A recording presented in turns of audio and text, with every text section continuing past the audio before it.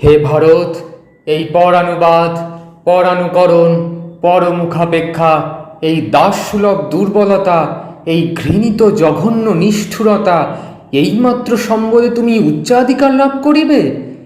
এই লজ্জাকর কাপুরুষতা সহায়ে তুমি বীরভোগ্যা স্বাধীনতা লাভ করিবে? হে ভারত, ভুলিও না তোমার নারী জাতির আদর্শ, সীতা, সাবিত্রী, দময়ন্তী। ভুলিও না তোমার উপাস্য উমানাথ, সর্বত্যাগী শঙ্কর।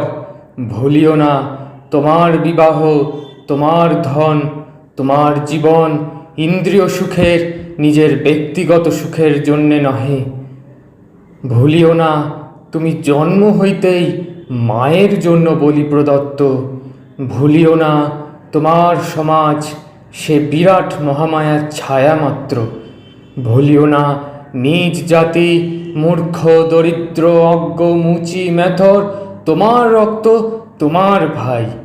হে বীর, সাহস অবলম্বন করো, সদর্পে বলো আমি ভারতবাসী, ভারতবাসী আমার ভাই। বলো মূর্খ ভারতবাসী, দরিদ্র ভারতবাসী, ব্রাহ্মণ ভারতবাসী, চণ্ডাল ভারতবাসী আমার ভাই।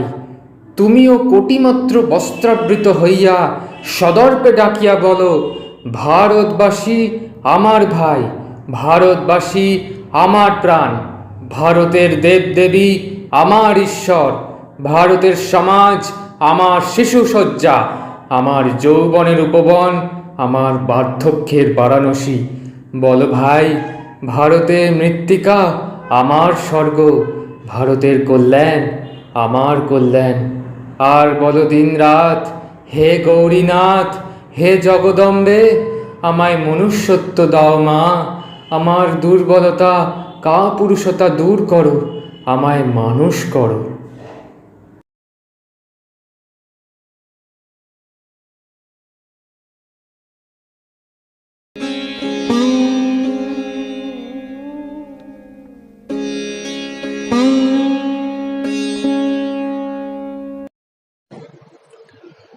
নমস্কার।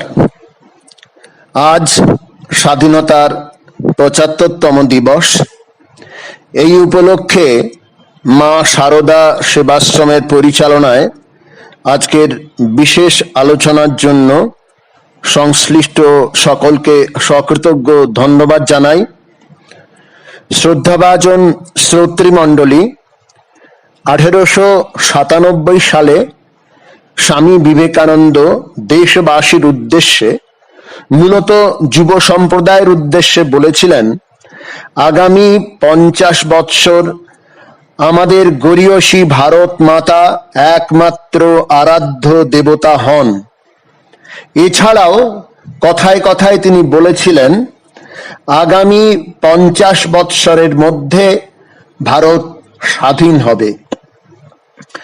দেখুন, স্বাধীনতার সংগ্রামের শেষ ৫০ বৎসর চারজনের বিরাট অবদান। চারজনই মহাত্যাগী, যারা সর্বস্ব দিয়েছেন, বিনিময় পাননি বা নেননি কিছুই। মহাত্মা গান্ধী, চিত্তরঞ্জন দাস, খান আব্দুল গফর খান এবং নেতাজি সুভাষচন্দ্র বোস। মহাত্মা গান্ধীর ভারতের ইতিহাসে রাজনৈতিক আবির্ভাব ঘটেছিল ১৮৯৭ সালে। দ্বিতীয়জন দেশবন্ধু চিত্তরঞ্জন দাস জীবদ্দশায় কিংবদন্তি হয়েছিলেন, কিন্তু বর্তমানে স্বাধীন ভারতের ইতিহাসে তিনি বিস্তৃত প্রায় চরিত্র। তৃতীয়জন অত্যন্ত দুঃখের বিষয়, এমন একজন যার নাম বর্তমান প্রজন্ম হয়তো একবারও উচ্চারণ করেননি, তিনি খান আব্দুল গফর খান। কংগ্রেস যখন ভারত বিভাজন অর্থাৎ পাকিস্তান প্রস্তাব মেনে নিচ্ছে, তখন তিনি প্রায় প্রত্যেক প্রভাবশালী নেতার কাছে সানুনয় নিবেদন করেছিলেন, এ আপনারা কি করছেন? এইভাবে ভারত বিভাজন মেনে নেবেন না। We are being thrown to wolves. আপনারা আমাদের হিংস্র নেকড়ের মুখে ফেলে দিচ্ছেন? আসলে স্বাধীনতার প্রাক্কালে মুসলিম লীগের তখন হিংস্র প্রতাপ, তবুও তিনি মাথা নোয়াননি। উত্তর পশ্চিম সীমান্ত প্রদেশের দুর্ধর্ষ পাঠান মুসলমানদের আমরা ভারতীয় দেশপ্রেমিক এই বোধে জারিত করেছিলেন, we are Indians first and Indians last. কিন্তু সেই প্রদেশকেও পাঠান ভারতীয়দের বলি দেওয়া হলো সাম্প্রদায়িক শক্তির কাছে পার্টিশন মেনে নিয়ে। বলাই বাহুল্য, এরপর তাকে, খান আব্দুল গফর খানকে পাকিস্তানের জেলেই কাটাতে হয়েছিল বাকি জীবন। তার ৯৭ বছরের দীর্ঘ জীবনের ৩৭ বছরই কারাগারে, নেলসন ম্যান্ডেলার চেয়েও বেশি দিন তাকে জেলেই কাটাতে হয়েছিল। মৃত্যু হয়েছিল পেশোয়ারে, পাকিস্তানের জেলে। আর চতুর্থ জন আমাদের বড় আপনজন নেতাজি সুভাষচন্দ্র বোস। সদ্য স্বাধীন ভারতবর্ষে তিনি অপমান ছাড়া আর কিছুই পাননি। জনসাধারণ তার জয়ধ্বনি দিয়েছে, কিন্তু প্রভাবশালী নেতৃবৃন্দ তার নামকে ভুলিয়ে দেওয়ার আপ্রাণ চেষ্টা করেছেন। মিলিটারি ব্যারাকে নেতাজির ছবি রাখা যাবে না, সরকারি অফিসে তো নয়ই। এ সত্ত্বেও আজ যদি গণভোট হয়, ভারতবাসীর চোখে জনপ্রিয়তম স্বাধীনতা সংগ্রামী দেশপ্রেমিক কে, আমরা নিশ্চিত বিপুল ভোটাধিক্যে জয়ী হবেন the pride of Bengal and the glory of India, আমাদের নেতাজি সুভাষচন্দ্র বোস, জনগণের নয়নের মণি। শ্রদ্ধাভাজন শ্রোতৃমণ্ডলী, নেতাজির মতো ব্যক্তিত্বের পূর্ণ বিকাশের পেছনে, সুভাষচন্দ্রের নেতাজি হওয়ার পেছনে কার অবদান সবচেয়ে বেশি? এই প্রশ্নের উত্তর আজকের আলোচনায় দেওয়ার চেষ্টা করা যাক। এই প্রশ্নের উত্তর দিয়েছেন সুভাষচন্দ্রের সমসাময়িক সুনীতি কুমার চট্টোপাধ্যায়, বন্ধু রমেশচন্দ্র মজুমদার ও সতীর্থ চারুচন্দ্র গঙ্গোপাধ্যায়। সর্বজনগ্রাহ্য নেতাজির নেতাজি হয়ে ওঠার পেছনে সবচেয়ে বেশি অবদান সর্বজনগ্রাহ্য এক মহান ব্যক্তিত্বের, স্বামী বিবেকানন্দের। প্রত্যেকেই এক বাক্যে স্বীকার করেছেন, যে সুভাষচন্দ্রকে ভারতবর্ষ দেখেছে, স্বামী বিবেকানন্দের প্রভাব ছাড়া তার আত্মপ্রকাশ সম্ভব ছিল না। কটক রেভেন্সা কলেজিয়েট স্কুল থেকে একসাথে পড়াশোনা করেছেন চারুচন্দ্র গঙ্গোপাধ্যায়। তিনি মন্তব্য করছেন, সুভাষের সঙ্গে আবাল্য খুব ঘনিষ্ঠভাবে মিশেছি, তাই আমি জোর দিয়ে বলতে পারি যে বিবেকানন্দের প্রভাব যদি সুভাষের উপর না পড়তো, তবে সুভাষ হতো না, নেতাজি হতো না, হয়তো অ্যাডভোকেট জেনারেল কিংবা ব্যারিস্টার হতো। কিন্তু আইএনএ যে ফর্ম করেছে, সেই নেতাজি সুভাষচন্দ্রকে আমরা পেতাম না। শ্রদ্ধাভাজন শ্রোতৃবৃন্দ, কেবল বন্ধুরাই নয়, স্বয়ং নেতাজি সুভাষচন্দ্র একটি চিঠিতে লিখেছেন, শ্রীরামকৃষ্ণ ও স্বামী বিবেকানন্দের নিকট আমি যে কত ঋণী, তাহা ভাষায় কিভাবে প্রকাশ করিব। তাহাদের পুণ্য প্রভাবে আমার জীবনের উন্মেষ। আরো কিছু ব্যক্তিগত কথা তিনি লিখেছেন। তারপর তিনি যে কথাটা বলছেন, আজ যদি স্বামীজি জীবিত থাকিতেন, তিনি নিশ্চয়ই আমার গুরু হইতেন, অর্থাৎ তাহাকে আমি নিশ্চয়ই গুরুপদে বরণ করিতাম। যাহা হোক, যতদিন জীবিত থাকিব, ততদিন যে রামকৃষ্ণ বিবেকানন্দের একান্ত অনুগত ও অনুরক্ত থাকিব, এ কথা বলাই বাহুল্য। এবার একটা প্রশ্ন, নেতাজি কখন, কিভাবে, কোন সময় স্বামীজির প্রভাবে প্রভাবিত হলেন? স্বামী বিবেকানন্দের যখন দেহত্যাগ হয়, তখন সুভাষের বয়স তো মাত্র 5.5 বছর। ঠিকই, দেহি বিবেকানন্দ 1902-এর 4 জুলাই চলে গেলেন, কিন্তু বিদেহী বিবেকানন্দের তো বিশ্রাম নেই। অশরীরী বাণী রূপে তিনি নিত্য বর্তমান, ছাত্র যুবকদের প্রধান প্রেরণা রূপে। ঠিক এইভাবেই সুভাষচন্দ্রের জীবনে বিবেকানন্দের প্রবেশ। সুভাষের ভাষায়, Vivekananda entered my life, Vivekananda আমার জীবনে প্রবেশ করলেন। কত বয়স তখন তার? 15 বছর। 15 বছরের এই বুদ্ধিমান, যুক্তিবাদী, নীতিপরায়ণ কিশোরের মনে নানা জিজ্ঞাসা, কিন্তু উত্তর পাচ্ছেন না। একটা আদর্শকে কেন্দ্র করে জীবন গঠনের ইচ্ছা, পাচ্ছেন না। এমন সময় তিনি আলোর সন্ধান পেলেন। আসুন তার আত্মজীবনী থেকে অংশ বিশেষ শোনা যাক। একদিন নেহাতি দৈবক্রমে এমন একটি জিনিস পেয়ে গেলাম এই সংকট কালে, যা আমার প্রধান সহায় হয়ে দাঁড়ালো। আমার এক আত্মীয় পাশের বাড়িতেই থাকতেন। তিনি এই শহরে নতুন এসেছিলেন, আর আমাকে তাঁর কাছে প্রায়শই যেতে হতো। তাঁর বইগুলির উপর চোখ বোলাতে বোলাতে নজরে পড়ল স্বামী বিবেকানন্দের রচনাবলী। কয়েকটি পৃষ্ঠা উল্টিয়ে বুঝলাম এতে এমন কিছু আছে যা আমি খুঁজে মরছি। বইগুলি তাঁর কাছ থেকে চেয়ে নিয়ে বাড়িতে এসে সাগ্রহে পড়তে আরম্ভ করলাম। দিনের পর দিন কেটে যেতে লাগলো। আমি তার বই নিয়ে তন্ময় হয়ে রইলাম। বিবেকানন্দের প্রভাব আমার জীবনে আমূল পরিবর্তন এনে দিল। এই উদ্ধৃতি সুভাষচন্দ্রের অসমাপ্ত আত্মজীবনী ইন্ডিয়ান পিলগ্রিমের বঙ্গানুবাদ। অনুদিত বইটির নাম ভারত পথিক। এবার এক প্রশ্ন। কেউ কেউ বলেন সুভাষচন্দ্রের উপর বিবেকানন্দের প্রভাব কেবল তার কৈশোর জীবনে এবং প্রাক যৌবনে।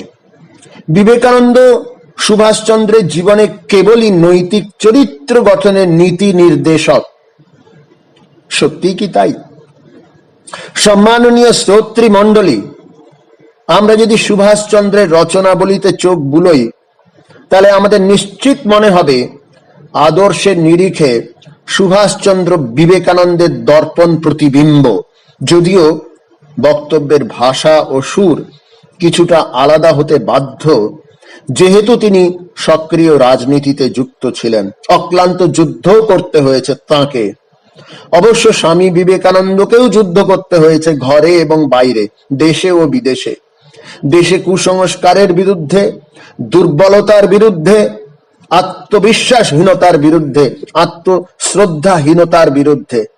আর বিদেশের মাটিতে ভারতবর্ষ সম্বন্ধে বিদেশিদের অপরিমেয় অজ্ঞতার বিরুদ্ধে, খ্রিস্টান মিশনারিদের অপপ্রচারের বিরুদ্ধে। অপপ্রচারের ফলে পাশ্চাত্যবাসীর ধারণা হয়েছিল ভারতবর্ষ সভ্যতা সংস্কৃতিহীন মানুষের বাসভূমি। সাধারণ মানুষের কথা? কার্ল মার্কসের মতো মহাপণ্ডিত ভারতকে সেমি বারবারিক বা আধা বর্বর বলে অভিহিত করেছিলেন। ভারতবর্ষ কিংবা ভারতের বাইরে সবারই ধারণা ছিল আমরা সবার নিচে, সবার পিছে, আমাদের পৃথিবীকে কিছু দেওয়ার নেই, আমাদের কোনো ভবিষ্যৎ নেই। এমন সময় এই ভারতীয় সন্ন্যাসী স্বামী বিবেকানন্দ বিশ্বমঞ্চে বোমার মতো ফেটে পড়েছিলেন। সিংহের গুহায় ঢুকে সিংহের লেজে মোচড় দিয়েছিলেন। যা ঘটল তা কল্পকাহিনীর বিস্ময়করতাকেও হারিয়ে দেয়। আর 47 বছর বাদে আবার কল্পকাহিনীর অবিশ্বাস্য ঘটনা ঘটল। এবারের নায়ক বিবেকানন্দের ভাব শিষ্য মানসপুত্র সুভাষচন্দ্র। টোকিও বেতারে দেশবাসীর উদ্দেশ্যে আহ্বান, আমি সুভাষ বলছি। আর কিছু পরেই শুরু হলো অখণ্ড ভারতের বুকে আজাদ হিন্দের লড়াই। স্বাধীন হয়েছিল 200 বর্গ মাইল এলাকা। মনে রাখবেন, নেতাজির এই স্বাধীন রাষ্ট্রকে আন্তর্জাতিক স্তরে স্বীকৃতি দিয়েছিল 9টি স্বাধীন দেশ। স্বামীজি ও নেতাজি উভয়ের মধ্যেই যোধৃত্ব বীরত্বের বিশেষ প্রকাশ আমরা দেখি। জন্ম মৃত্যু যেন পায়ের ভৃত্য। স্মরণ করুন সেই ঘটনা। দ্বিতীয় বিশ্বযুদ্ধ তখন মধ্য গগনে। নেতাজি সিদ্ধান্ত নিয়েছেন জার্মানি থেকে জাপানে যাবেন সাবমেরিনে, আটলান্টিক পেরিয়ে। প্রহরায় আছে জবরদস্ত ব্রিটিশ নৌ এবং বিমান বাহিনী। জার্মান সরকারের পক্ষ থেকে বলা হলো যাবেন না। The chance of success is only 5%। সুভাষচন্দ্রের দৃপ্ত উত্তর, even if the chance of success is 1%, I must go. Netaji তখন সিঙ্গাপুরে, শত্রুপক্ষের বোমাবর্ষণ অব্যাহত, তবুও তিনি ঠিক করেছেন সিঙ্গাপুর রামকৃষ্ণ মিশনে যাবেন। শক্তি সাধনা করতে হবে, মনের মধ্যে শক্তির বোধন চাই। মধ্যরাত্রি ধ্যানমগ্ন তিনি শক্তি সঞ্চয় করে ফিরে আসছেন সেনা ব্যারাকে। অকুতভয় নেতাজির মুখে শোনা যেত স্বামীজির সেই বিখ্যাত কবিতার অংশ বিশেষ, have thou no home, what home can hold thee friend, the sky thy roof, the grass thy bed, and food what chance may bring. যাই হোক, আবার আগের কথায় ফিরে যাই। প্রশ্ন উঠেছিল সুভাষচন্দ্রের উপর বিবেকানন্দের প্রভাব কি কেবলই তার কৈশোর জীবনে ও প্রাক যৌবনে? এর উত্তর না। সুভাষচন্দ্রের জীবন তা প্রমাণ করে না। শুধু জীবনই বা কেন, নেতাজির চিন্তা ভাবনা, দেশের নীতি নির্ধারণেও স্বামীজির প্রভাব সুস্পষ্ট। 1938 সুভাষচন্দ্র তখন কংগ্রেস সভাপতি, আমন্ত্রিত হয়েছেন ইন্ডিয়ান সায়েন্স অ্যাসোসিয়েশনের সভায়। দেশবরেণ্য বৈজ্ঞানিক মেঘনাদ সাহা সুভাষচন্দ্রকে প্রশ্ন করছেন, আপনার অর্থনৈতিক পরিকল্পনা কি? রাষ্ট্রীয় রূপরেখা কি হবে? ভবিষ্যৎ স্বাধীন ভারতে নানা ভাষা, নানা ধর্মের মানুষদের মধ্যে ঐক্য চেতনা কিভাবে আনবেন? আপনার স্বাধীন ভারত মধ্যযুগীয় গরুর গাড়ির যুগে ফিরে যাবে, নাকি বিজ্ঞান প্রযুক্তির ব্যবহার করবে? চরকা প্রধান কুটির শিল্প নাকি বৃহদায়তন শিল্প?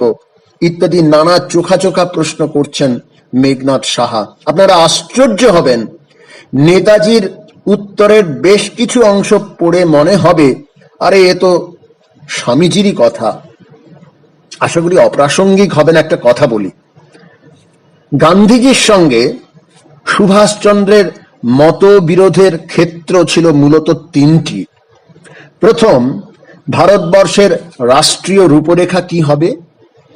দ্বিতীয়, অর্থনৈতিক রূপরেখা কি হবে। এই দুটি ক্ষেত্রেই স্বামীজি ও নেতাজি সম্পূর্ণ একমত। আর তৃতীয় বিষয় ছিল ইউরোপে আসন্ন যুদ্ধে ভারতের তথা ভারতবাসীর অবস্থান কি হবে। সুভাষচন্দ্র চাইলেন আসন্ন দ্বিতীয় বিশ্বযুদ্ধে ইংল্যান্ড যখন মহাবিব্রত, সেই সময় ভারতে ব্রিটিশের বিরুদ্ধে জোরালো আন্দোলন গড়ে তুলতে হবে, এক কথায় মরণ কামড়।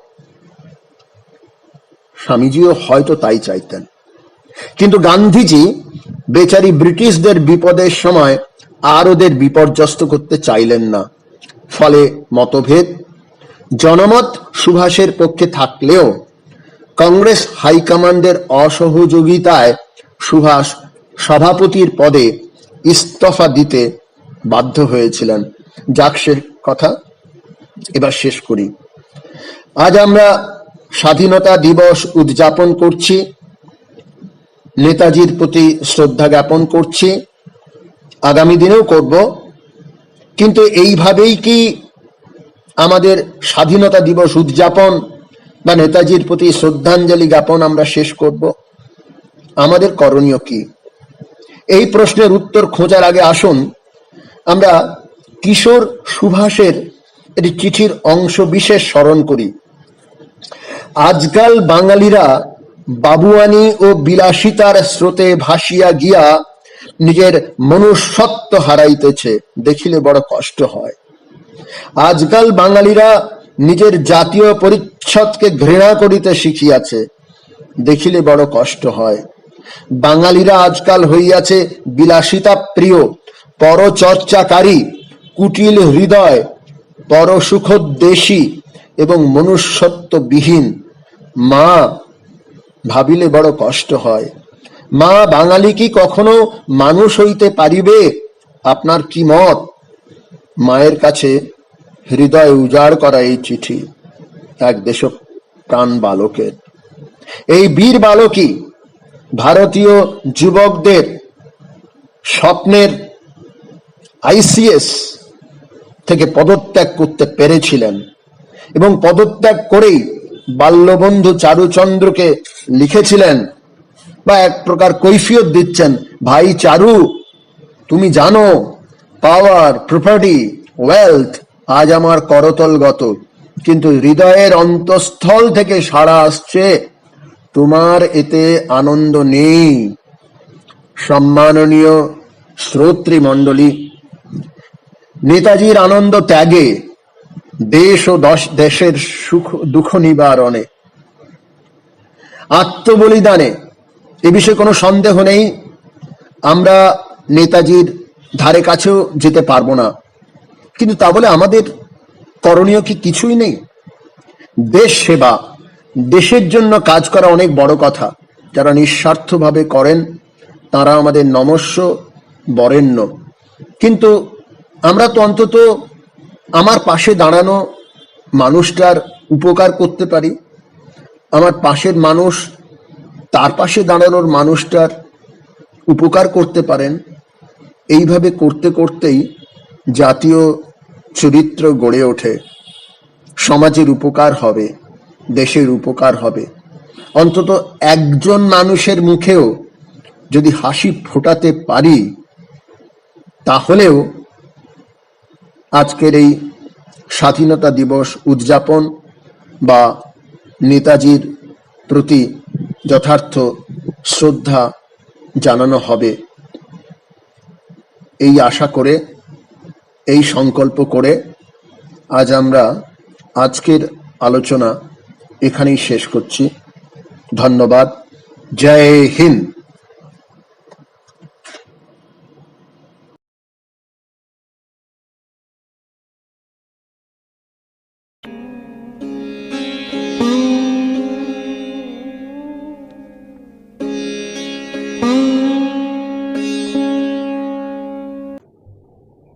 জয় স্বামীজি মহারাজ জি কি জয়। আজ 15ই আগস্ট। সেই 15ই আগস্ট ভারতবর্ষের স্বাধীনতা দিবস। 1947 সালের 15ই আগস্ট ভারতবর্ষ স্বাধীন হয়েছিল। তার সেই স্বাধীনতার সময়কাল থেকে প্রায় আজ 74 বছর ভারতবর্ষ পেরিয়ে এসেছে। এই 75তম স্বাধীনতা দিবস সের আমরা লগ্নে উপস্থিত হয়েছি। সেই স্বাধীনতা দিবসের ভারতবর্ষ স্বাধীন কী করে হয়েছে, সেই স্বাধীনতার পেছনে স্বামী বিবেকানন্দের যে অবদান তা আমরা বিশেষভাবে স্বীকার করতে পারি।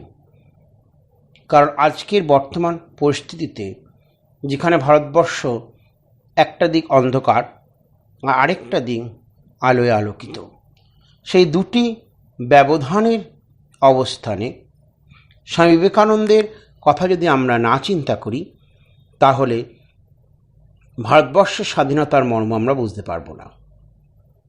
তাই রবীন্দ্রনাথ রমালালাকে বলেছিলেন, ভারতবর্ষকে যদি জানতে চান তাহলে বিবেকানন্দকে জানুন।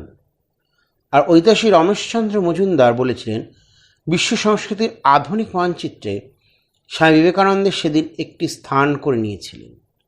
পাশ্চাত্যের মানুষ সেদিন প্রথম ভারতের সনাতন ধর্মের উচ্চ তত্ত্বগুলির প্রতি শ্রদ্ধা অভিনন্দন জানতে শিখল। স্বামী বিবেকানন্দ সেই প্রফেট যিনি শান্তি, সমন্বয়, বিশ্ব ভ্রাতৃত্বের এক মহান আদর্শ। তিনি দেশপ্রেমী, তিনি গণতন্ত্রপ্রেমী, তিনি মহান মানবতাবাদী। ভারতবর্ষ এখন ঔপনিবেশিক শৃঙ্খলে বদ্ধ, সেই সময়তে তিনি একমাত্র পুরুষ যিনি ভারতবর্ষকে সেই মুক্তির পথ দেখিয়েছিলেন। তিনি দেখিয়েছিলেন সেই সর্বপ্রথম সর্বহারাদের আবির্ভাবকে স্বাগত জানিয়েছিলেন। তিনি সমাজতান্ত্রী বলে নিজেকে ঘোষণা করেছিলেন। আর এই 19বিংশ শতাব্দীতে ভারতবর্ষের যে সর্বাত্মক জাগরণ হয়েছিল তার প্রক্রিয়াকে সঞ্জীবিত অনুপ্রাণিত করেছিলেন স্বামী বিবেকানন্দের সেই বাণী আর আদর্শ। তাই স্বামী বিবেকানন্দ ছাড়া ভারতবর্ষকে চিন্তা করা যায় না। আজকে বর্তমান পরিস্থিতিতেও তার যে চিন্তা, তার চিন্তা থেকে আমরা বেরিয়ে আসতে পারি না। স্বামী বিবেকানন্দ সেই সময় যুবকদের প্রতি বিশেষভাবে তার আহ্বান জানিয়েছিলেন। তার স্বদেশ মন্ত্রে তিনি বলেছিলেন, হে ভারত, ভুলিও না তোমার নারী জাতির আদর্শ সীতা, সাবিত্রী, দময়ন্তী। ভুলিও না তোমার উপাস্য মানা সর্বত্যাগী শঙ্খ। ভুলিও না তোমার বিবাহ, তোমার ধন, তোমার জীবন ইন্দ্রিয় সুখে, নিজের ব্যক্তিগত সুখের জন্য নহে। ভুলিও না তুমি জন্ম হইতেই মায়ের জন্য বলি প্রদত্ত। ভুলিও না তোমার সমাজ সে বিরাট মহামায়ার ছায়ামাত্র। ভুলিও না নিজ জাতি মূর্খ, দরিদ্র, অজ্ঞমুচি, ম্যাথর তোমার রক্ত, তোমার ভাই। হে বীর, সাহস অবলম্বন করো, সদর্পে বলো আমি ভারতবাসী, ভারতবাসী আমার ভাই। বলো মূর্খ ভারতবাসী, দরিদ্র ভারতবাসী, ব্রাহ্মণ ভারতবাসী, চণ্ডাল ভারতবাসী আমার ভাই। তুমিও কোটিমাত্র বস্ত্রাবৃত হইয়া সদর্পে ডাকিয়া বলো, ভারতবাসী আমার ভাই, ভারতবাসী আমার প্রাণ, ভারতের দেবদেবী আমার ঈশ্বর, ভারতের সমাজ আমার শিশুসজ্জা, আমার যৌবনের উপবন, আমার বার্ধক্যের বারাণসী। বলো ভাই, ভারতের মৃত্তিকা আমার স্বর্গ, ভারতের কল্যাণ আমার কল্যাণ। আরও বলো দিন রাত, হে গৌরীনাথ, হে জগদম্বে, আমায় মনুষ্যত্ব দাও। মা আমার দুর্বলতা, কাপুরুষতা দূর করো, আমায় মানুষ করো। এই ছিল স্বামীজির বাণী। উচ্ছ্বসিত জাগ্রত, প্রাপ্য বরান নিবোধত, ন্যায়াত্মা বলহীন লভ্য। স্বামীজি প্রথম থেকে চিন্তা করেছিলেন ভারতের কল্যাণ। তিনি যখন কন্যাকুমারীতে বসে ধ্যান করছেন, সেই ধ্যানের তার দেবী হচ্ছে গিয়ে সেই ভারতবর্ষ। তাই ভারতবর্ষের কল্যাণ কী করে হবে সেই চিন্তা তিনি করেছেন। তিনি বারবার বলছেন, এসো মানুষ হও, নিজেদের সংকীর্ণ গর্ত থেকে বেরিয়ে এসে বাইরে গিয়ে দেখো সব জাতি কেমন উন্নতির পথে চলছে। তোমরা কি মানুষকে ভালোবাসো? পেছনে চেও না। অতি প্রিয় আত্মীয় স্বজন কাঁদুক, তাদের থেকে ফিরে চেও না, সামনে এগিয়ে যাও। ভারত মাতা অন্তত সহস্র যুবক বলি চান। মনে রেখো মানুষ চাই, পশু নয়। পশু একদমই নয়। প্রভু তোমাদের নরণচরণ রহিত সভ্যতাকে ভাঙবার জন্য ইংরেজ গভর্নমেন্টকে প্রেরণ করেছেন। তিনি এই কথা যেমন বলেছেন, আবার পরক্ষণে সেই বিদেশি ইংরেজদেরও কিন্তু তিনি বিরোধিতা করেছেন বারবার। ইংরেজরা আমাদের গলায় পা দিয়ে টিপে ধরেছে, আমাদের শেষ রক্তটুকু তারা নিজ তৃপ্তির জন্য পান করে নিয়েছে, আর আমাদের দেশের কোটি কোটি টাকা তাদের নিজেদের দেশে চালান দিয়েছে। এই কারণে স্বামীজি বারবার সেখানে কিন্তু ভারতবর্ষের স্বাধীনতার কথা বিভিন্নভাবে বিভিন্ন জায়গায় বলেছেন। ভারতবর্ষের কয়েক বছর ধরে চলেছে তাসের রাজত্ব। মিস মেরি হেলকে পত্রতে স্বামীজি লিখছেন, ভারতের জাগরণের বার্তা তিনি শোনাচ্ছেন। ব্রিটিশ সৈন্য আমাদের পুরুষদের খুন করেছে, মেয়েদের মর্যাদা নষ্ট করেছে, বিনিময়ে আমাদেরই পয়সায় জাহাজে চড়ে দেশে ফিরছে পেনশন ভোগ করতে। এই স্বামীজির আহ্বান। তিনি বারবার ভারতবর্ষের উন্নতির কথা বলেছেন। 1963 17 জানুয়ারি স্বাধীনোত্তর পরবর্তীকালে নেহরু একটি সভায় ভাষণে বলেছিলেন যে ভারতীয় সন্ন্যাসী বিবেকানন্দ ছিলেন ভারতের সর্বকালের সর্বোত্তম রাষ্ট্রদূত। তিনি একজন মহান দেশপ্রেমিক, তার সমান ব্যক্তিত্ব ইতিহাসে কমই আছে। তিনি সমগ্র জাতির নিদ্রাভঙ্গ করিয়া ইহার গোপন আশা আকাঙ্ক্ষাকে জাগ্রত করিয়াছিলেন। তাই পরাধীন ভারতবর্ষে স্বামী বিবেকানন্দ একমাত্র জাতীয় মুক্তি আন্দোলনের প্রথম সেনাপতি রূপে বন্দিত। আজ স্বাধীনতা আমরা পেয়েছি, কিন্তু স্বামী বিবেকানন্দকে যদি আমরা সেই স্বাধীনতার মধ্যে স্মরণ করতে না পারি, তাহলে এই স্বাধীনতার ইচ্ছা বা তার যে মর্মার্থ আমরা কিছুই অনুধাবন করতে পারবো না।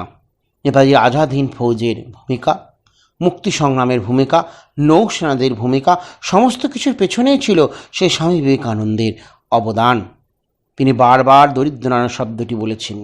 ঈশ্বরচন্দ্র বিদ্যাসাগর দরিদ্রনারায়ণের সেবা করেছিলেন, আর চিত্তরঞ্জন দাস তার এই অবস্থা থেকে অনুপ্রাণিত হয়েছিলেন, গাম্ভীজি অনুপ্রাণিত হয়েছিলেন।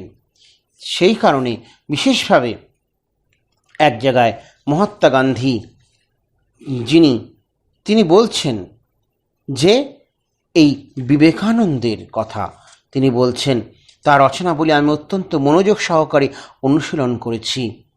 সেগুলি পাঠ করার পর আমার মাতৃভূমির প্রতি আমার ভালোবাসা সহস্রগুণ বেড়ে গিয়েছে। হে যুবকবৃন্দ, যেখানে স্বামী বিবেকানন্দ বাস করেছেন এবং শরীরত্যাগ করেছেন, সেই পুণ্যভূমির কিছু মাহাত্ম্য আত্মস্থ না করে তোমরা শূন্য হাতে ফিরে যেও না। তোমাদের কাছে এই আমার আবেদন। আর নেতাজি সুভাষচন্দ্র বসু, যিনি স্বামী বিবেকানন্দকে নিজের গলার যেন মণিকোঠায় রেখে দিয়েছিলেন, তিনি কি বলছেন? স্বামী বিবেকানন্দের বহুমুখী প্রতিভার ব্যাখ্যা করা বড় কঠিন। আমাদের সময়ের ছাত্র সমাজ স্বামীজির রচনা বক্তৃতার দ্বারা যেরূপ প্রভাবিত হইয়াছিল, সেরূপ আর কাহারও দ্বারা হয় নাই। তিনি যেন সম্পূর্ণভাবে তাহাদের আশাকাঙ্ক্ষাকে ব্যক্ত করিয়াছিলেন।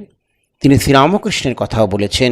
শ্রীরামকৃষ্ণ স্বামী বিবেকানন্দের নিকট আমি যে কত ঋণী, তাহা ভাষায় কি করিয়া প্রকাশ করিব।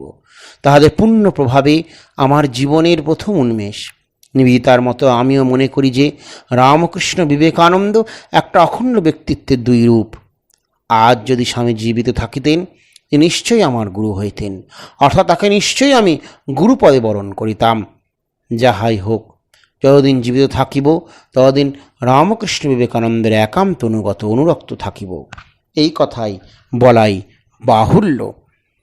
সেই কারণেই হয়তো নেতাজি বলেছিলেন ভগিনী বিদ্যার সেই কথা থেকে, the queen of the adoration was his the motherland, অর্থাৎ তার আরাধনার দেবী ছিল তার মাতৃভূমি, সেই ভারতবর্ষ। ভারতবর্ষের কথাই স্বামীজি ভেবেছিলেন, তাই ভারতবর্ষের কথাই তিনি বারবার বলতেন। তাই নেতাজি সুভাষচন্দ্র বসু বলছে, জাতি গঠনের প্রথম ভিত্তি কি? মানুষ তৈরি, তারপরে সংগঠন। আর দেশবন্ধু চিত্তরঞ্জন সেই রাজনৈতিক সংগঠনের কথা বলেছিলেন। সেই কারণেই বিবেকানন্দের আদর্শ থেকে রাজনৈতিক সংগঠনের চিন্তাভাবনাগুলি কিন্তু বিশেষভাবে প্রাধান্য পেতে শুরু করেছিল। সেই জন্যে সেই বিবেকানন্দের যে বাণী, তা ছিল গীতার স্বরূপ। সন্ন্যাসীর গীতি ছিল গীতার স্বরূপ। সেখানে চারুচন্দ্র গঙ্গোপাধ্যায়কে নেতাজি সেই বলছেন যে সন্ন্যাসী গীতি কবিতা ছিল সুভাষচন্দ্রের কাছে সেই গীতার স্বরূপ। শরৎচন্দ্র গঙ্গোপাধ্যায় তিনি বলছেন। আবার স্বাধীনতা সংগ্রামী সেই তারই অনুপ্রেরণায় তৈরি হয়েছে বারেন ঘোষ, হেমচন্দ্র প্রমুখ, তৈলক্ষ চক্রবর্তী, নরেন চৌধুরী, প্রত্যেকেই তার আদর্শকে আদর্শিত করেছে। দেশ মাতৃকার চরণে নিজেদেরকে উৎসর্গ করেছেন। ভারতমাতার সেবা করিতে চাও তো দেশ মাতৃকার দুর্গ দূর করিবার জন্য প্রচণ্ড শক্তি ও সাহস সঞ্চয় করিয়া অগ্রসর হও। জয় তোমাদের অনিবার্য। পরাধীন জাতির কোনো ধর্ম নেই। তোমাদের একমাত্র কাজ শক্তি সঞ্চয় করে দেশ হইতে শত্রুকে বিতাড়িত করা। স্বামীজির মুখের এই বাণী শুনে হেমচন্দ্র বিশেষভাবে নিজেকে সমর্পণ করেছিলেন স্বাধীনতার আন্দোলনের মধ্যে, এবং সেটি ছিল তার কাছে আশীর্বাদ। বিনয় বাদল দীনেশের কথায় আসছি, যারা বিশেষভাবে বিপ্লবী অনুপ্রেরণায় কাজ করেছেন, তাদেরও আদর্শ ছিল এই স্বামী বিবেকানন্দ। মাস্টারদা সূর্য সেন, তারও আদর্শ ছিল এই স্বামী বিবেকানন্দ, যার থেকে ভারতবর্ষের স্বাধীনতার অনুপ্রেরণা এসেছে। তাই স্বামী বিবেকানন্দের যে চিন্তা, সেই চিন্তা ছাড়া অন্য চিন্তা বিশেষভাবে স্বাধীনতার সময়ে আসে না। বিবেকানন্দই সেই বিশেষ ব্যক্তিত্ব, যে ব্যক্তিত্বের দ্বারা ভারতবর্ষের স্বাধীনতা এসেছে। আজ ভারতবর্ষের ৭৫তম স্বাধীনতা দিবস, সেখানে বারবার করে স্বামীজির মন্ত্র আমাদের স্মরণ করিয়ে দেয়। জওহরলাল নেহরু যথার্থই বলেছিলেন যে স্বামীজি যা লিখেছেন বা বলেছেন তা যথেষ্ট গুরুত্বপূর্ণ, পরেও সেগুলির গুরুত্ব আকর্ষণ নিশ্চয়ই অনুভূত হবে।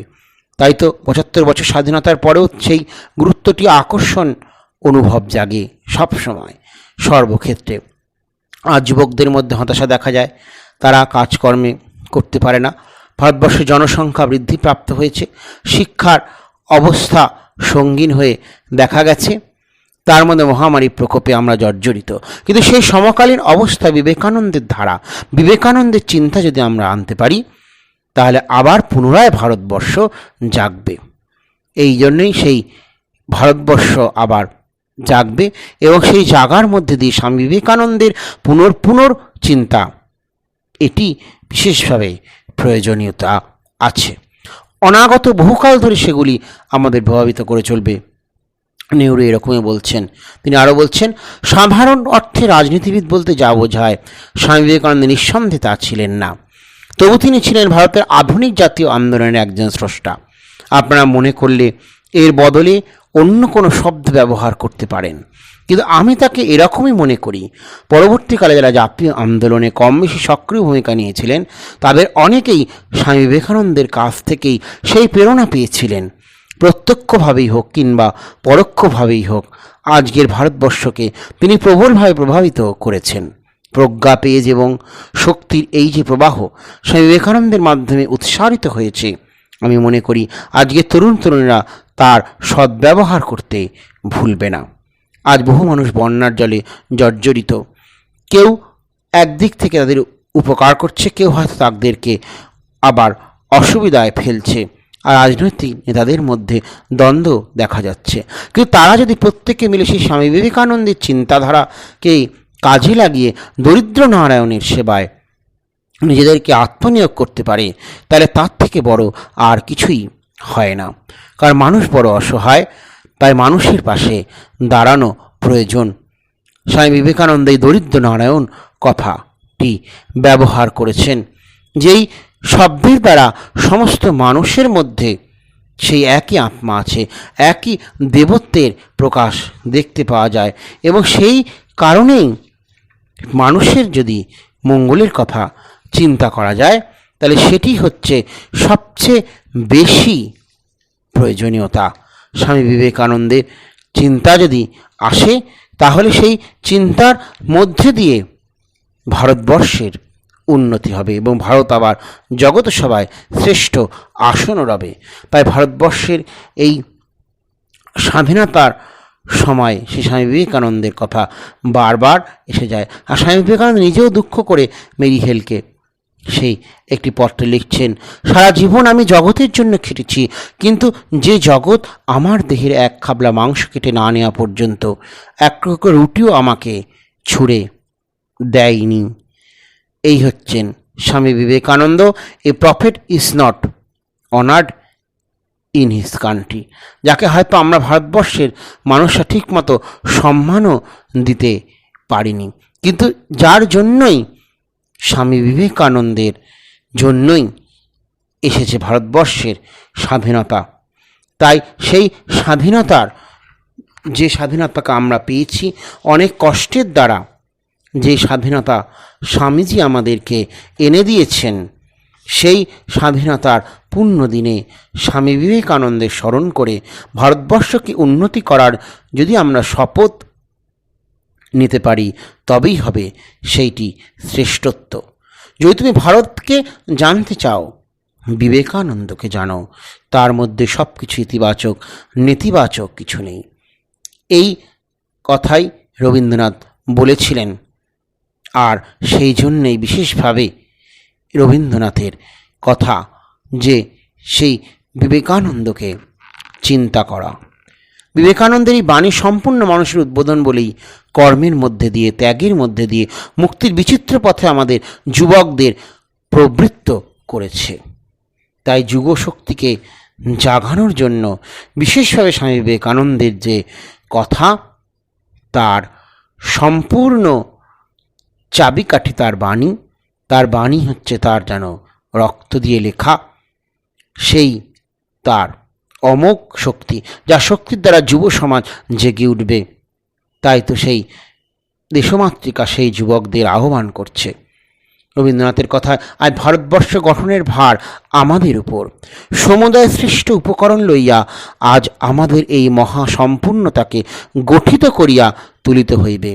গণ্ডিবদ্ধ থাকিয়া ভারতের ইতিহাসকে যেন আমরা দরিদ্র করিয়া না তুলি। আর এই মনীষীগণ ভারতবর্ষের, তারা ভারতবর্ষকে জেনেছিলেন, তারা বুঝেছিলেন। আর অবশ্যই তার মধ্যে সর্বশ্রেষ্ঠ সেই স্বামী বিবেকানন্দ, যিনি সম্পূর্ণরূপে এই তার সাধনাকে ভারতের চরণে সমর্পণ করেছিলেন। সেই কারণে স্বামী বিবেকানন্দ ছাড়া ভারতবর্ষের স্বাধীনতার কথা ভাবা যায় না। ঈশ্বর অরবিন্দ বলেছিলেন যে তার এই কথা সাধারণের কাছে হিমালয় প্রমাণ, অহমিকার মতো শোনাবে, কিন্তু বিবেকানন্দের আধ্যাত্মিক অভিজ্ঞতায় কিছু ভুয়ো বা ঝুটো ছিল না। আর তার অহমিকা নয়, এটি অতি মহতের বোধ। যেজন্য তার জীবন, যার প্রতিনিধিরূপে তার সংগ্রাম, তাকে কেউ খর্ব বা তুচ্ছ করবে তা তার সহ্য হতো না। এই সেই সিংহ প্রতিম বিবেকানন্দ, যার সম্বোধন দীপ্তিতে সমুদ্রের জোয়ারের মতো মানুষ ভারতবর্ষের স্বাধীনতার জন্য ঝাঁপ দিয়েছিল। তাই তো স্বামীজি বারবার সেই তার দেশ গড়বার পথিকৃতদের প্রতি আহ্বান জানিয়েছেন। হে বীর হৃদয় যুবকবৃন্দ, আর কিছুতেই আবশ্যক নেই, আবশ্যক শুধু প্রেম, সরলতা ও সহিষ্ণুতা। জীবনের অর্থ বিস্তার, বিস্তার আর প্রেম একই কথা। সুতরাং প্রেমই জীবন, প্রেমই জীবনের একমাত্র গতি নিয়ামক। স্বার্থপরতায় মৃত্যু, জীবন থাকতেও তা মৃত্যু, আর দেহাবসানেও এই স্বার্থপরতায় প্রকৃত মৃত্যুস্বরূপ। দেহের অবসান হলে কিছুই থাকে না, এ কথা যদি কেউ বলে তবু তাকে স্বীকার করতে হবে যে এই স্বার্থপরতায় মৃত্যু, পরোপকারী জীবন, পরহিত চেষ্টার অভাবে মৃত্যু। 90% জনই নরপশুই মৃত, প্রেততুল্য। কারণ হে যুবকবৃন্দ, যার হৃদয়ে প্রেম নেই সে মৃত্যু ছাড়া আর কি। হে যুবকবৃন্দ, দরিদ্র অজ্ঞ নিপীড়িত মানুষের ব্যথা তোমরা প্রাণে প্রাণে অনুভব করো। সেই অনুভবের বেদনায় তোমাদের হৃদয় রুদ্ধ হোক, মস্তিষ্ক ঘুরতে থাকুক, তোমাদের পাগল হয়ে যাওয়ার উপক্রম হোক। তখন গিয়ে ভগবানের পাদপদ্মে তোমাদের অন্তরের বেদনা জানাও, তবেই তার কাছ থেকে শক্তি ও সাহায্য আসবে, অদম্য উৎসাহ, অনন্ত শক্তি আসবে।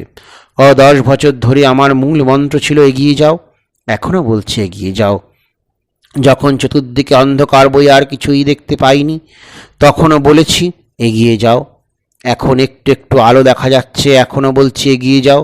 বৎস ভয় পেও না, উপরে তারকা খচিত অনন্ত আকাশমণ্ডলের দিকে সভয় দৃষ্টিতে চেয়ে মনে করো না তা তোমাকে পিষে ফেলবে। অপেক্ষা করো, দেখবে অল্পক্ষণের মধ্যেই দেখবে সব কিছুই তোমার পদতলে। টাকায় কিছুই হয় না, নামেও হয় না, যশেও হয় না, বিদ্যায়ও কিছু হয় না, ভালোবাসায় সব হয়। চরিত্রই বাধাবিঘ্নের বজ্রদৃঢ় প্রাচীরের মধ্যে দিয়ে পথ করে নিতে পারে। গণ্যমান্য উচ্চপদস্থ অথবা ধনীর ওপর কোনো ভরসা রেখো না, তাদের মধ্যে জীবনী শক্তি নেই, তারা একরকম মৃতকল্প বললেই হয়। ভরসা তোমাদের ওপর, যারা পদমর্যাদাহীন, দরিদ্র কিন্তু বিশ্বাসী। ভগবানের বিশ্বাস রাখো, কোনো চালাকির প্রয়োজন নেই, চালাকির দ্বারা কিছুই হয় না। দুঃখীদের ব্যথা অনুভব করো আর ভগবানের কাছে সাহায্য প্রার্থনা করো, সাহায্য আসবেই আসবে। আমি 12 বৎসর হৃদয়ে এই ভার ও মাথায় এই চিন্তা নিয়ে বেরিয়েছি। আমি তথাকথিত অনেক ধনী বড়লোকের দৌড়ে দৌড়ে ঘুরেছি, তারা আমাকে জুয়াচোর ভেবেছে। শুধু হৃদয় রক্তমক্ষণ করতে করতে আমি অর্ধেক পৃথিবী অতিক্রম করে এই বিদেশে সাহায্য প্রার্থী হয়ে উপস্থিত হয়েছি। আর আমার দেশবাসী যখন আমায় জুয়াচোর ভাবে, তখন আমেরিকানরা এক অপরিচিত বিদেশি ভিক্ষুককে অর্থ ভিক্ষা করতে দেখলে কত কী না ভাবে। কিন্তু ভগবান অনন্ত শক্তিমান, আমি জানি তিনি আমাকে সাহায্য করবেন।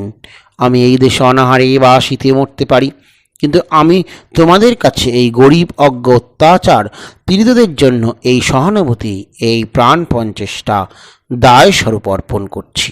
যাও এই মুহূর্তে সেই পার্থসারথীর মন্দিরে, যিনি গোকুলের দীন দরিদ্র গোপদের শাখা ছিলেন, যিনি গুহক চণ্ডালকে আলিঙ্গন করতে সংকুচিত হননি, যিনি তার বুদ্ধাবতারে রাজপুরুষদের আমন্ত্রণ অগ্রাহ্য করে এক বেশ্যার নিমন্ত্রণ গ্রহণ করে তাকে উদ্ধার করেছিলেন।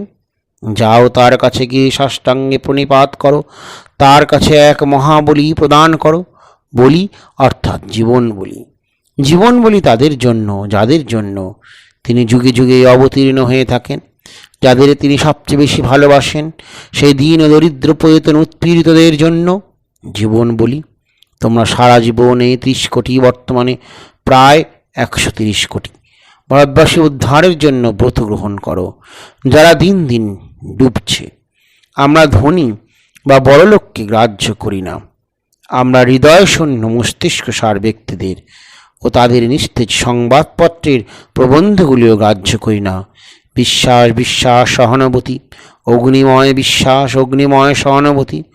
জয় প্রভু, জয় প্রভু। তুচ্ছ জীবন, তুচ্ছ মরণ, তুচ্ছ ক্ষুধা, তুচ্ছ শীত। জয় প্রভু। অগ্রসর হও প্রভু আমাদের নেতা, পেছনে তাকিও না, কে পড়ল দেখতে যেও না, এগিয়ে যাও সম্মুখে সম্মুখে। এইভাবে আমরা অগ্রসর হব, একজন পড়বে আর একজন তার স্থান দখল করবে। এই ছিল স্বামী বিবেকানন্দের সেই বিশেষ বাণী। আর সেই 1893 খ্রিস্টাব্দের সেই 11ই সেপ্টেম্বর যিনি সেই শিকাগো ধর্ম মহাসভায় বক্তৃতা করেছিলেন আমেরিকায় গিয়ে, যেখানে তিনি সর্বধর্মীয় সমন্বয়ের মহা সহিষ্ণুতার এবং ধর্ম গ্রহিষ্ণুতার পতাকাকে তুলে ধরেছিলেন হিন্দু ধর্মের ছত্রছায়ার দ্বারা। সেই স্বামী বিবেকানন্দকে প্রণাম, যিনি যাত্রাপথে জামশেদজি টাটাকে তার নবীন ভারতের পরিকল্পনা নিয়েছিলেন, সেজন্য নবীন ভারত গঠনে সেটিও কিন্তু তার বিশেষভাবে পজিটিভ অ্যাক্টিভিটি। তিনি ভারতবর্ষের জন্য নিয়ে এসেছিলেন ভগিনী নিবেদিতাকে, যিনি স্বাধীনতা সংগ্রামের ক্ষেত্রে এক বিশেষ অবদান সৃষ্টিকারী। তার স্বাধীনতা সংগ্রামের অবদান বিশেষভাবে ভারতবর্ষের স্বাধীনতাকে এনে দিতে সাহায্য করেছিল। সেই স্বামী বিবেকানন্দ, যার মন্ত্র ছাড়া আমরা কখনোই স্বাধীনতার কথা ভাবতে পারি না। আজ এই স্বাধীনতার দিবসে বিশেষভাবে স্বামী বিবেকানন্দকে স্মরণ করা প্রয়োজন, আর যুবশক্তিরও বিশেষভাবে প্রয়োজন স্বামী বিবেকানন্দর বাণী রচনা করে নিজেদেরকে জীবন চরিত্র গঠন করা। তবেই আমরা স্বামীজিকে নিয়ে চলে নিজেদেরকে ভারতবর্ষের নবীন সুন্দর নাগরিক হিসেবে গড়ে তুলতে পারব। এটি স্বাধীনতার মূল মন্ত্র। স্বামীজির মন্ত্র মোরা ভুলব না, স্বামীজির স্বপ্ন মোরা ভুলব না, ভারতভূমি পুণ্যভূমি ভুলব না, ত্যাগ ও সেবা মন্ত্র মোদের ভুলব না, বাজব কভু নিজের তরে বাজব না, ভালোবাসা মন্ত্র মোদের ভুলব না। জয় স্বামীজি মহারাজজি কি জয়। সকলের মঙ্গল হোক।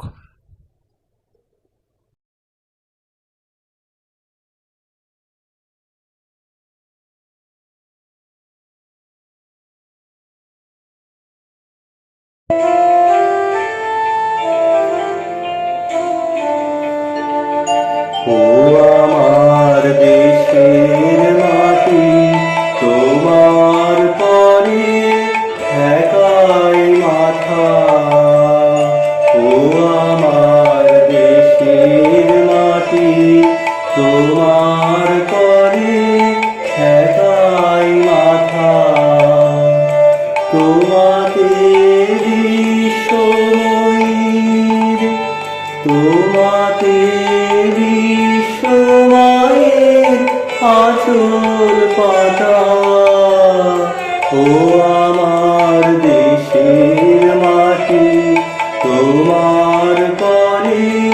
ঠেকাই মাথা। ও আমার দেশের মাটি, তোমার পরে ঠেকাই মাথা।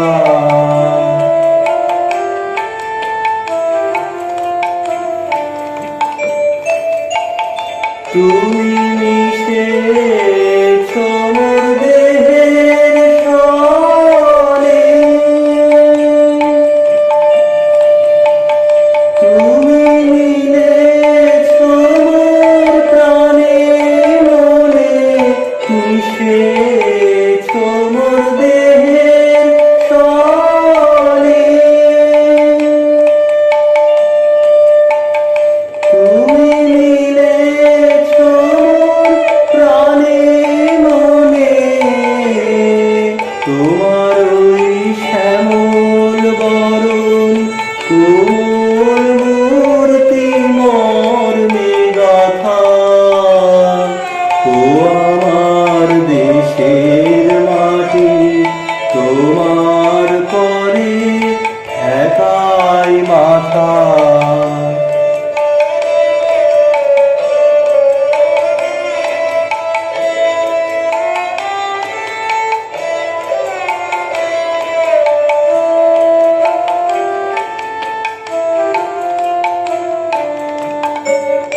ওগো মা, তোমার কোলে জনম আমার, মরণ তোমার বুকে। ও মা, তোমার কোলে জনম আমার, মরণ তোমার বুকে। তোমার পরে ফেলায় আমার দুঃখে সুখে, তুমি অন্য মুখে তুলে দিলে। তুমি শীতল জলে জুড়াইলে, অন্য মুখে তুলে দিলে। তুমি শীতল জলে জুড়াইলে, তুমি যে সকল সহা সকল বহা মাতার মাতা। ও আমার দেশের মাটি, তোমার পরে ঠেকাই মাথা।